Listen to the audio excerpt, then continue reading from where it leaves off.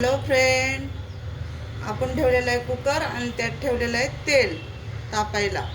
इथं घेतलेला आहे मी एक बारीक कांदा चिरून, तो घेते टाकून. आपल्याला बनवायचं आहे चिकन. कांदा असा तेलात टाकून घेतलेला आहे. इथं आहे चिकन धुवून स्वच्छ घेतलेलं आहे. डायरेक्ट आपल्याला कुकरमध्येच भाजी बनवायची आहे. कांदा असा खालीवर करून घेऊया.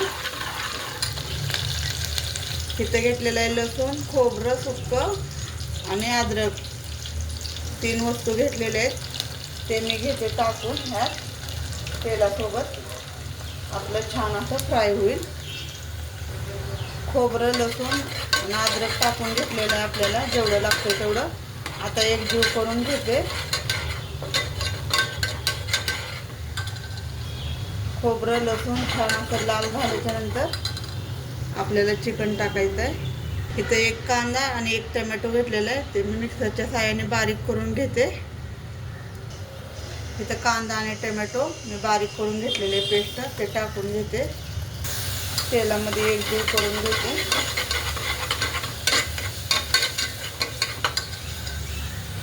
आता त्यामध्ये मी धुतलेले चिकन टाकून घेणार आहे. आता मी चिकन टाकून घेते, म्हणजे चिकन पण आपलं छान असं परतल आणि कांदा आणि टोमॅटो पण छान असं परतून निघल. आता आपण सुरुवातीला हळद टाकून घेऊया, चवीनुसार मीठ,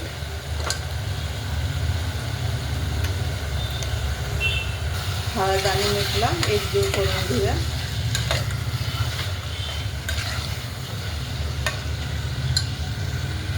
थोडीशी धना पावडर. हा आपला घरगुती मसाला आहे, आपला मसाल्याचा बिझनेस आहे. कोणाला हवा असेल तर नक्की मागवून बघा एकदा. माझे व्हिडिओ आहेत मसाल्याचे, त्याच्या आधीचे. जेवढा लागतो तेवढा मसाला टाकून घेतलेला आहे. आता मसाला टाकल्याच्या नंतर एक जीव करून घेऊया.